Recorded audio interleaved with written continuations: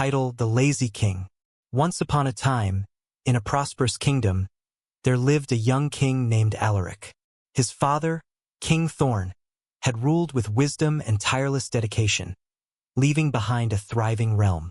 But when Thorn passed away, the throne fell to Alaric, who lacked his father's discipline and sense of duty. Alaric loved luxury. He loathed early mornings, detested council meetings, and refused to read anything longer than a single page. A king should not be bothered with the problems of peasants, he often said, lounging on his golden couch while servants fanned him. Initially, the people hoped he would grow into his role. But days turned into months, and conditions worsened.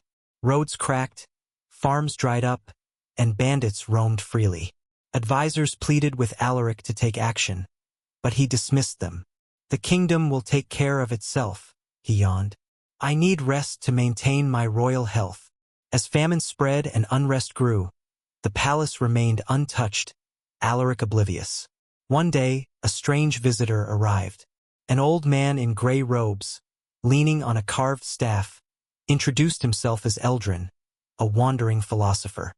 He requested an audience with the king and was brought before Alaric. "Speak quickly, old man," Alaric said, bored. Eldrin bowed. "Your Majesty, I bring you a way to rule effortlessly. Deep in the Valley of Thorns lies a magical stone. Whoever touches it gains the power to command the world with thought alone." Alaric sat up. "And what's the catch?" "Only the one who seeks it may claim it," Eldrin replied. "You must go alone." Alaric laughed. "A king should not wander through thorns." "Then continue as you are," Eldrin said. And with that, he vanished. Alaric couldn't stop thinking about the stone.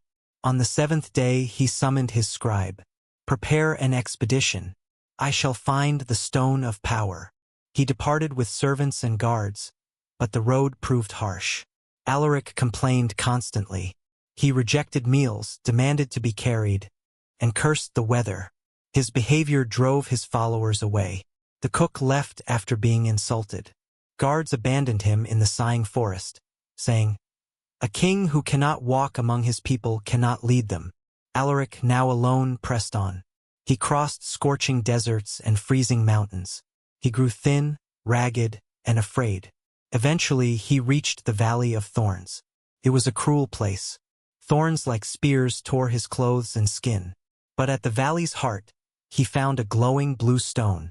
Bloodied and exhausted, he collapsed before it and reached out. Instantly, he was transported to a vision of his palace. Grand, gleaming, and full of joy, the people praised him. He felt strong and admired. Eldrin's voice echoed, "This is what could be, if you rule not with ease, but with heart." The vision vanished. Alaric awoke.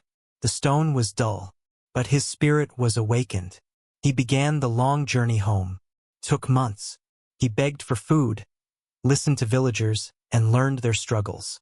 When he reached the palace, the guards didn't recognize him. Only his royal ring proved his identity. Alaric called his council. "I was not a king," he said. "I was a spoiled child with a crown. That ends today." He repaired roads and helped lay stones. He visited farms and worked alongside peasants. He passed fair laws and opened schools.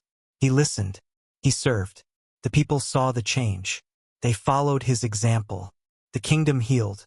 And so, Alaric earned a new title, not Alaric the Lazy, but Alaric the Awakened. Moral: true leadership requires effort and humility. Comfort may preserve power, but only service builds greatness.